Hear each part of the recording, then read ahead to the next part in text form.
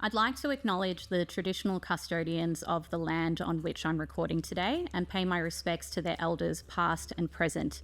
I also acknowledge the traditional custodians of the lands wherever you may be listening from and wherever my guests are joining from too. Sovereignty was never ceded. This was and always will be Aboriginal land. Hey everyone, and welcome to another episode of Jenuine Conversations. Today I'm joined with Lachlan Gill, the founder of Scene, a digital agency helping brands show up in a search world increasingly shaped by AI. After years working across media, content and strategy, Lachlan has made the leap into starting his own business and hasn't looked back since, as far as we can tell. In this chat, we dig into what that transition really looks like, from his earlier agency days to the mindset shifts that come with going out on your own and building something from the ground up. So without further ado, let's get into the chat. Thanks so much, Lachlan, for joining me today. Great to be here, Jen. Looking forward to it. Awesome. Thank you. So I usually like to start these conversations off by asking you a little bit about yourself. So if you could give me a bit of an elevator pitch, I guess, from your journey from, sort of starting out in your career to starting Scene. Yeah, awesome. So I've had a varied kind of career in terms of where I started to kind of where I've ended up. So I actually started at a publisher, Stab Magazine, a little independent, but they had very kind of audacious dreams, and some of the work they did being an intern in there, kind of packing boxes with magazines and writing some captions here or there, really gave me the taste for, creative production at scale, what media can do to brands online, the scale of audiences online. And that was really at the start of when, digital publishing was probably transitioning into overtaking print. So it gave me, a fantastic grounding in online marketing, media, the power of social, the power of brilliant editorial. And that's really kind of where I launched my career from, moving into both independent agencies and networked agencies across both kind of social and search roles, into more operational and agency growth roles as well. Managing teams of varying sizes through that. So, you kind of come out of that sort of career, a bit of a Swiss Army knife. You can do a little bit of everything, but you have kind of fantastic exposure to a number of different brands, both locally and internationally. You understand commercials, you understand client service, you understand professional services really, and that's a fantastic grounding to then launch your own business, which was done 3.5 years ago now. So we're into our 4th year, and loving every minute of it. Some minutes are harder than others, but still loving every minute of it. Yeah, no, I can imagine. So what do you think has surprised you the most about being a founder in your journey so far? Although you have your kind of core capabilities and your core, technical strengths, you are everything in a business. You have to learn really quickly, and the things you can't learn by yourself, you have to have amazing support around you, such as the bookkeeper, such as the accountant, such as advisors, which I know we'll talk about a little later. But filling in your gaps with everything else has been probably the largest kind of skills gap that I had, because you don't get exposed to it. You're not taught it really. So the everything else is probably what surprised me a lot in our journey. But we've had some amazing support around us through that. So nothing's broken there. I think it's all going well. But you do need to have an understanding of that and know when to, where your capabilities end, and you need specialist support to come in and support you. Yeah, definitely. And touching on, I guess, that sort of, support and advice, like what kind of role have, sort of mentors or advisors kind of played in your journey so far? And are they still kind of, people that you're in touch with now that you are a founder? Oh, yeah. I I would say that advisors, to founders are, invaluable in terms of the networks they bring, in terms of the IP they bring. They're the kind of steady hand that runs a lot of startups, I suppose. But for us, it comes in kind of concentric circles. You've got your friend network, your family network, your professional network, and then you kind of you pick the right mentor or advisor that you need at the right time from that.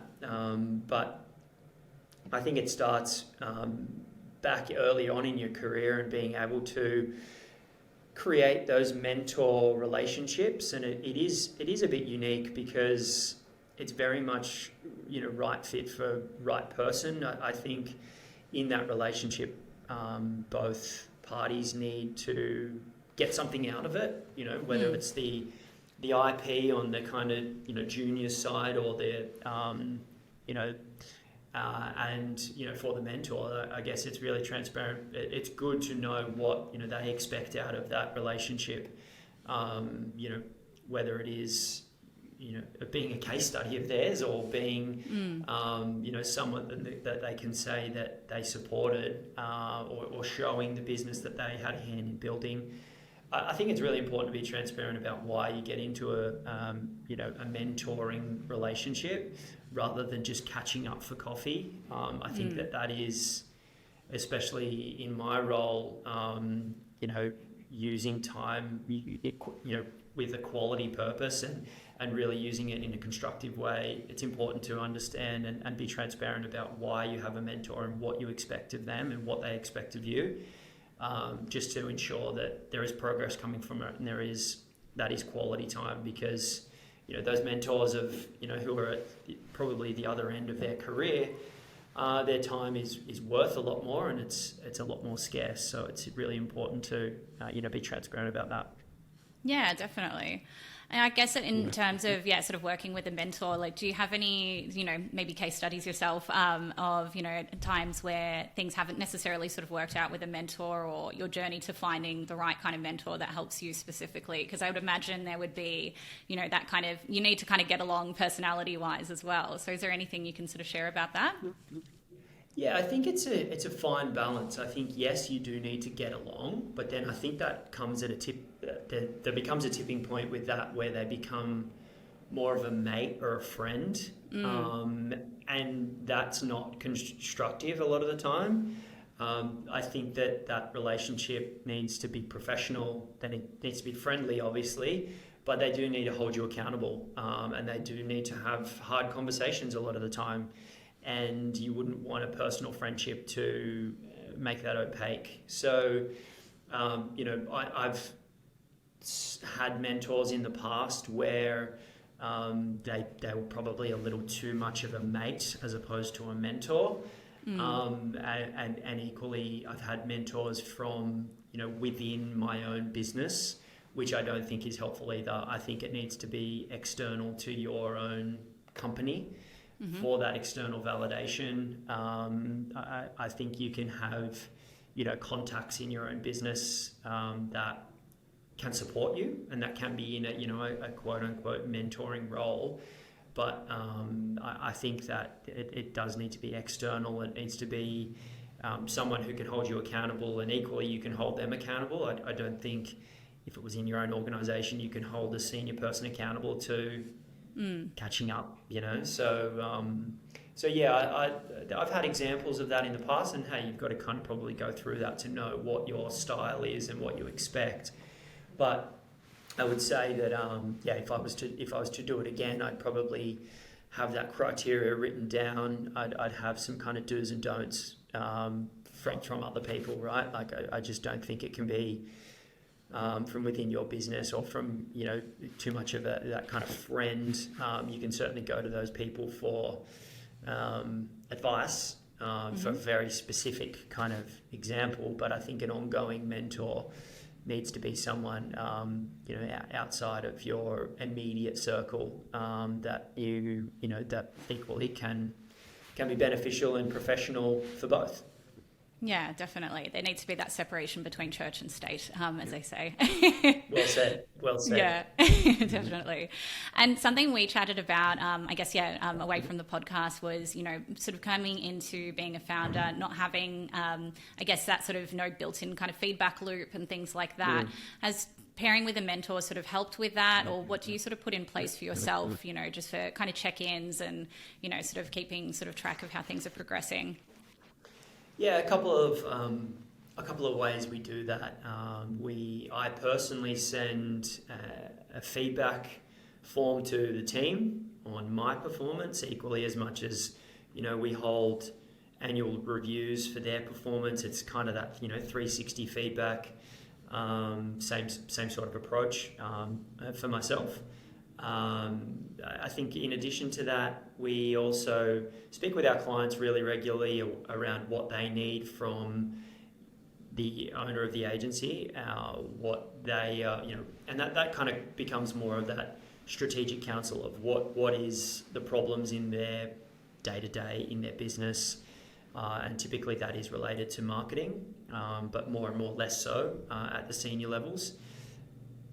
We also catch up with our own advisors to review performance.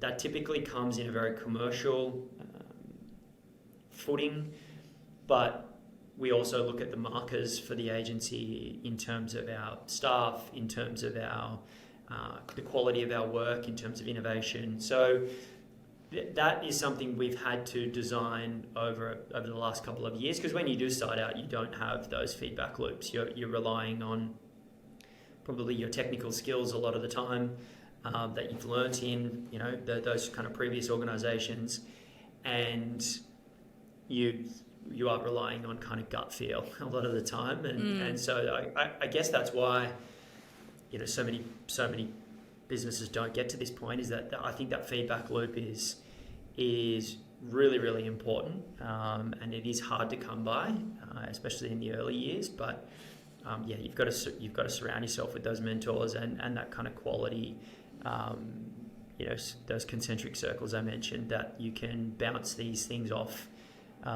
people who can provide decent advice, because that's also hard to come by.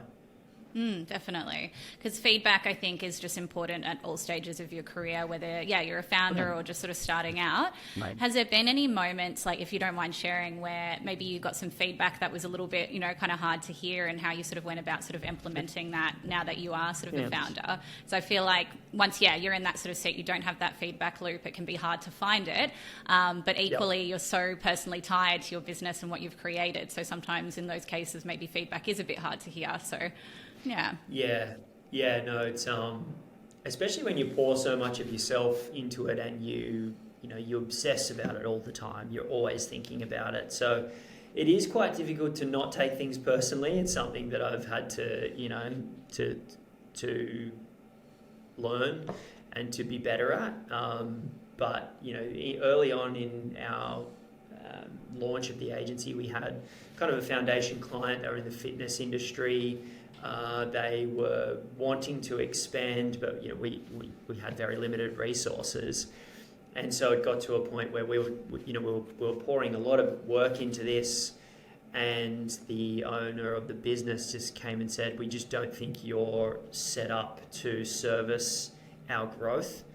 And when you're so ambitious and you're working really hard, and it's just the fact that you don't have the ability to have the people there to do the job that's in front of you, and they've chosen to go with a partner that does. It's it's a tough one to swallow, but understandably they're running a business as well, and if I was in their shoes, I'd probably make the same decision. But it's the fact that you're right there, you're competing with bigger businesses, and you kind of you don't get the nod because from an infrastructure perspective, you're just too young, and that is understandable, but it's still a bitter pill to swallow. Yeah. And how do you sort of feel like you kind of bounce back, after situations like that, whether it's, that specific situation or, just how you've kind of maybe learned and adapted how to, sort of bounce back when you don't get that sort of nod of approval, I guess? I fall into pieces, Jen. That's what I do. I fall apart. But Surely we not. build ourselves. We build ourselves back up. No, we look. And this is what I kind of say to our team is that we are on a journey together. We're aiming for consistent quality growth of the business. We're not going to win everything. We're not going to be successful at everything, but we just need to keep churning out good work, and good things will happen. So if we do lose things on, you don't have the resources there to support a scaling business like ours, as previous example, then that's okay. We're just not the right fit for them. And I think that similar to the mentoring kind of fit and transparency, I think with our clients, there is an important role for the right fit. Are we the right fit for each other in both our stages? We work with a lot of businesses that are in that scale up phase, and really hungry to take over market share, to take over share of search, to improve, conversion rate at a very, myopic example. But we know when we're not set up to support a certain business, or when we are hearing things where, you've got to get your house in order first before you talk to someone, like us, because we might be adding to your problems. So, and that's, they're tough calls as an owner of a business, but you do get a sense. You do get a sense of, who's really ready to kind of make use of the skills we have, and really buy into working with us. And equally those who maybe need to wait a bit. Yeah, and I feel like that transparency is always going to build trust with the business, as opposed to like, oh yeah, we're a one size fits all, like we can do everything, and then doesn't, sort of come to fruition, or doesn't sort of work out in the way that you wanted to. So I think, that sounds like it's the best way to sort of move forward in those kind of cases. I wanted to ask as well, I guess when you kind of consider, your sort of points of difference in Scene, has that been something where that's been kind of shaped on your own, or have you had the help of mentors or advisors to sort of, build that up? I would say we've shaped that on our own quite a bit. Mentors and advisors have definitely helped. I think clients have played a really important role in that as well. And that might be, they may have not have known that, but when they are coming to us with questions or problems even around things that are happening in their business, that probably sharpens some of the services that we offer, because whether we need to go and upskill in certain areas, or we have to develop our own products in certain areas, that's typically coming from an inbound request from our existing clients or partner network. So I think that we designed the offering around what we believe businesses need to be successful in a digital age, and that is really great audience understanding, really understanding the customer, being able to develop creative and messaging that responds to what their problems are, and then being able to deliver that in environments that they're spending and consuming time. And obviously all that being underpinned by the analytics and the reporting that is really the KPIs of our clients upon us. So we started out with the same services we have today. I think that they're being reprioritized with some of the changes in our industry. I think that we do some things really, really well. We're having to upskill in other areas like AI and like some of the engineering behind AI. But I think everyone is on that journey as well. So we're pretty consistent with the services that we offer, but we're probably kind of remodeling those for the next phase of the internet, I'd say. Yeah, for sure. No, I think there's a lot of AI chitter chatter and how that's sort of being blended into businesses, but also done in a way where it's ethical as well. So it's interesting seeing how that's going to sort of evolve in future. Yeah. Yep. Yeah, definitely. Yeah. Definitely. Yeah. Awesome. And what advice would you give to anyone that might be listening to this that thinks, I want to step into sort of founder mode? Oh, I would say absolutely do it. You must do it at one stage in your career to see if you like it. It is really important to have a think about why you're doing that. And I think the why of why you want to start a business is a really great anchor point for the services that you offer. That might sound very Simon Sinek, but it's more so, does your lifestyle support that? Does your education that you've had support that? Does your mentors and network support that you start a business? The clarifying point for me was when I did sit down with a mentor and, was at a bit of a loss of which way to go in my career. And, sometimes they provide very, very simple solutions to complex problems in your head and said, you can go to another agency, you can go in-house, or you can start something yourself. You choose.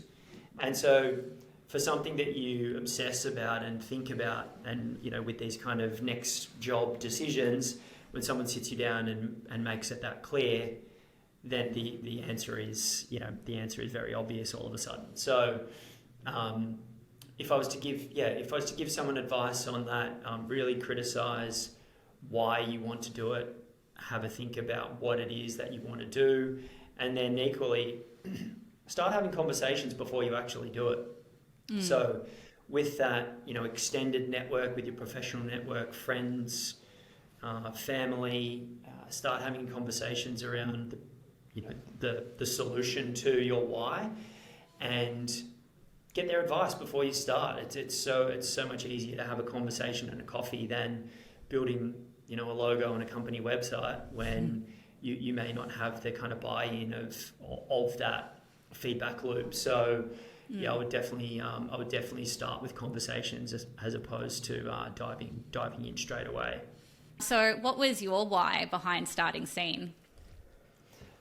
I think because we pour a lot of our own, personal effort into the clients we work on, that we really wanted to work with businesses that wanted great talent. They wanted, fast turnaround times, transparent communication, and drove businesses forward. So we started the business around that, around a service model that, you got access to director level talent and above. You spoke to them on a daily basis. They were on the tools as well, in the reporting meetings. So what you saw is what you got. And in our industry, I think that there is a lot of opaqueness still hanging around, and we want to be very transparent in terms of everything we did, in terms of the services, in terms of the effort we put in terms of the commercials that we charge. It's transparent through and through, and what you see is what you get. So that's why a lot of our clients are still with us 2, 3, just starting now as well. So that's the kind of journey we're on. Yeah, no, that's awesome. I think, I'm a big believer that transparency builds trust, and, no matter what it is that you're sharing, if you're being honest about things and transparent, you're going to have that trust that sort of follows from there. Definitely. Yeah, cool. And my last question, it's a cliche one that I usually like to ask. I guess if you sort of reflect back on your younger self when you first started your career journey, do you think you would have seen yourself, sitting where you are now? No, most certainly not. I was a pretty shy kid. Which now, looking back on that, I wouldn't say I was shy. Maybe I was a thinker. I was more of a thinker than a talker. But, now fast forwarding into a role where I'm talking all day. Whether it's phone calls, video calls, presentations, consuming a lot of information to be able to articulate, the solutions to the problems that our partners have. I probably wouldn't have seen myself in this role, but having said that, I'm very happy, where I am. I love being across so many different industries, across so many different challenges. I see some amazing businesses. I see some amazing ideas as well, in terms of the size and scale of businesses that we work with. And you work with some amazing founders. So, you've always got a story to tell when you're catching up with mates. You've always got a story to tell when you're talking about your day. So if that's the sort of career you want, which is very dynamic, very fast paced, you have a technical basis, but you have to be pretty personable as well, then it's a fantastic industry to be in, and it probably doesn't get the flowers it deserves. Because, as I said, you come out as a Swiss Army knife. You have the options to do a lot of different things. And for people who are unsure of what they want to do with their career, then by all means, jump right in. Yeah, and I think that's really great advice for people that have, maybe sort of jumped around a little bit in terms of what they've done career-wise. Like, I know I personally have, and I kind of actually feel the same way. A lot of what you said resonated with me in terms of what I do in recruitment, working with different companies. I used to be terribly shy as a kid, believe it or not, myself. So, yeah, I get what you're saying with that. No, I think it's... Sorry, I've lost my train of thought. I'm trying to think of what I was going to say.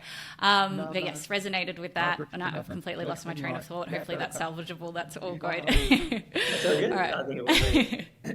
Awesome. Cool. Well, it's been really great chatting with you. Thank you so much for coming on. Was there anything, I guess, any last tidbits you'd like to sort of share or anything like that? Oh, if you are looking for any industry to dive headfirst into, it is a cliche, but it is going to be AI. That's that's going to drive the next, not only the next wave of the internet, but the next wave of kind of everything. So, if you're at uni, you're interning, you're a junior in your career, just dive in. Just consume everything you can.